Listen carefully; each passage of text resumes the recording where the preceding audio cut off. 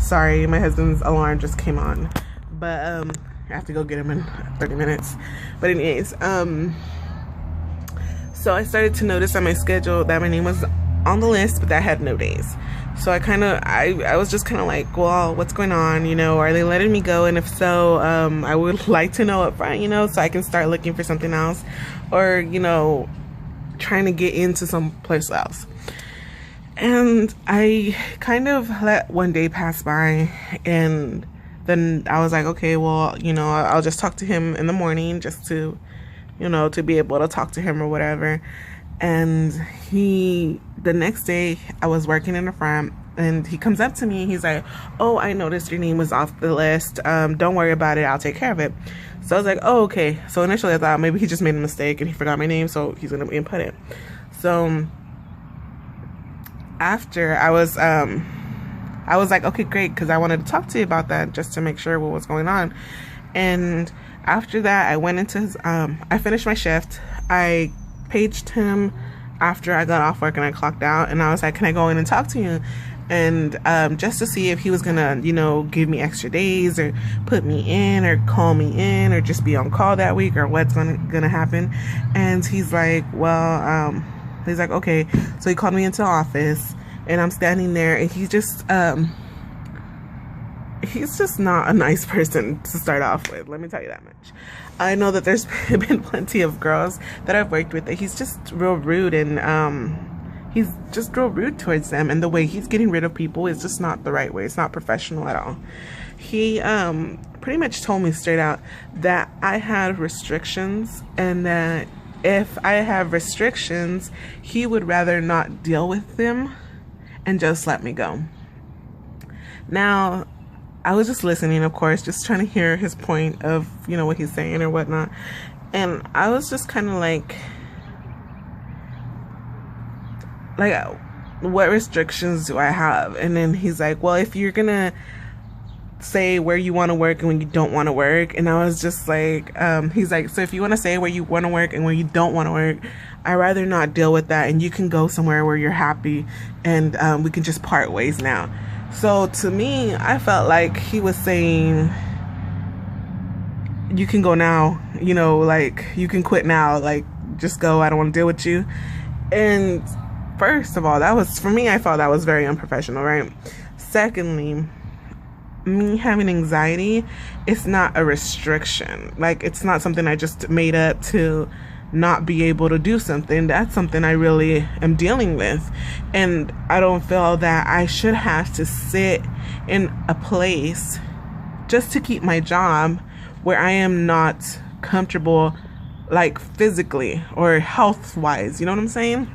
I don't know if that makes any sense, but I don't want to sit, I don't think I should sit where, I don't think I should have to be in the fitting room when I keep having anxiety attacks and keep getting anxiety for being in there. Like, I know what I'm capable of. I know that I can be a great employee. I know I can be an asset to that team that I'm on. And I know that, you know, I know all these things about me because I've done it before. I've been an assistant manager at different places.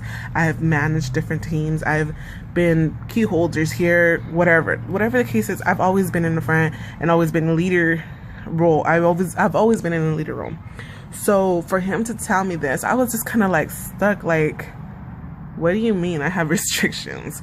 And he pretty much told me, if you want to stay on, you can't have restrictions. And my thing was just like, I was just kind of confused, I can say. I was just kind of confused. I was just like, so me having anxiety is a restriction, you can't work with that. And I felt like the store, there's like 60 of us. Why is it that I have to be in the fitting room when I'm the one that has something wrong with it? You know what I'm saying? If that makes any sense, guys. But I don't know, it's just a mess, y'all. And I just didn't really like it. I was not a fan of that conversation with him. So my whole thing was, our manager was still gone. I don't know what exactly to do now. I know that for the new schedule has come out the week after next week. So next week I have no hours, but the week after that he's bumped me up to 5 days a week again, and only in the front. Now I am thankful for that and I appreciate that, but my issue still stands with the conversation we had. For one, should I just like let it go and like be like, okay, whatever, I'm done, just let it go, move on? Or what should I really do about the situation? What do you guys think?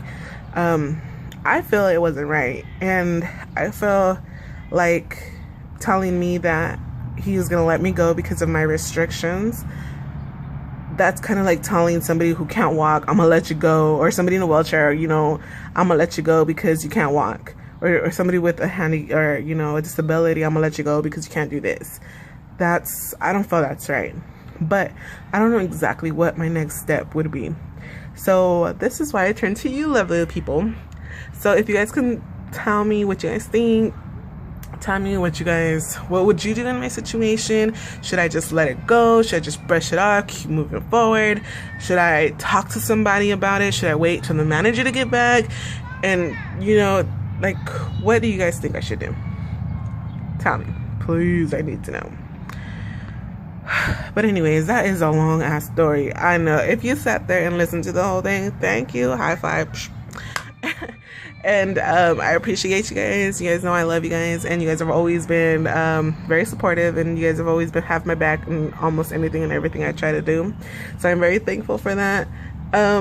So yeah, if you guys can help me out with those two things, I'd greatly appreciate it. And I will talk to you guys in the next Just a Girl with PCOS vlog. Bye.